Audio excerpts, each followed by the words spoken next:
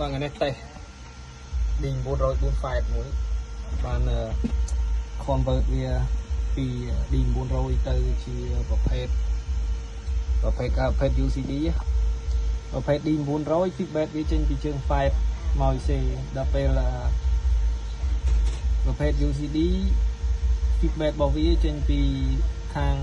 output របស់វាមានន័យថាសញ្ញាវាជា sinusoid ចូលមកជើង IC វិញចឹងនៅក្នុងនេះខ្ញុំបានបញ្ចូលអានេះគេហៅ buffer ដូចគេហៅថា ប្រេពង្រីកសំឡេងខាងមុខប្រើ transistor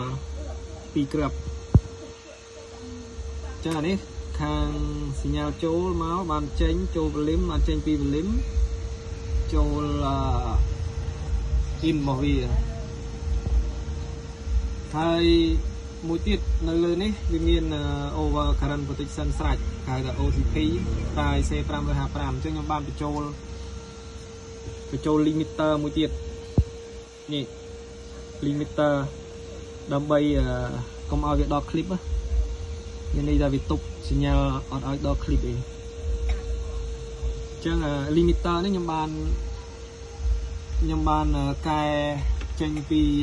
logic IC 49គាត់មានន័យថាយកជើង2នេះ IC ទាំងមូលហ្នឹងវាសល់ជើងច្រើនវាជាប្រភេទ logic IC ហ្នឹងយើងយក2មកប្រើដើម្បីបញ្ជា limiter នេះឲ្យទប់សញ្ញាអត់ឲ្យដល់ clip តែខ្ញុំមិនតេស្តឲ្យមើលអញ្ចឹងអានេះខ្ញុំអត់ទាន់ភ្ជាប់clip ទេអញ្ចឹងខ្ញុំមើលតើវាដល់ clip អត់អានេះខ្ញុំតេស្ត8អូមរើស្តង់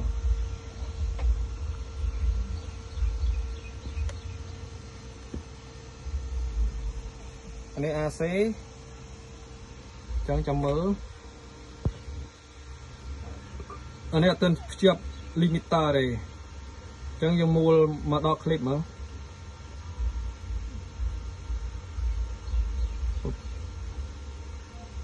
នេះដល់ clip បាន65 7 ampere ឥឡូវចាំមើលខ្ញុំប្រើ limiter ម្ដងមិនយើងមូលអត់ទាន់អស់ lim ផងវាដល់ clip មុនអញ្ចឹងចាំមើលយើងប្រើ limiter នេះម្ដងតើវាមានប្រយោជន៍យ៉ាងម៉េចវាសំខាន់យ៉ាងម៉េចអូខេឥឡូវខ្ញុំបានផ្សារ limiter វាចូលហើយ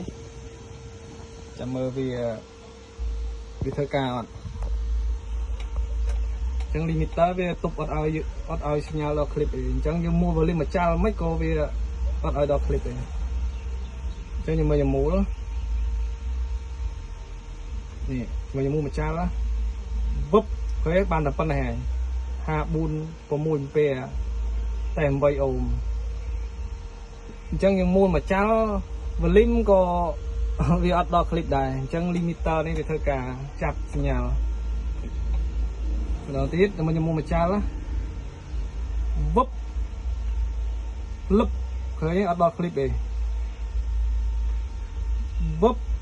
6 ampere 54.6 បាន300 វ៉ាត់ជាងណែ8អូមអានេះលក្ខចំណុចសំខាន់នៃ limiter ម្ដងទៀតលឹបឃើញអត់ volume មកចាល់ក៏អត់ដល់ clip ដែរអញ្ចឹង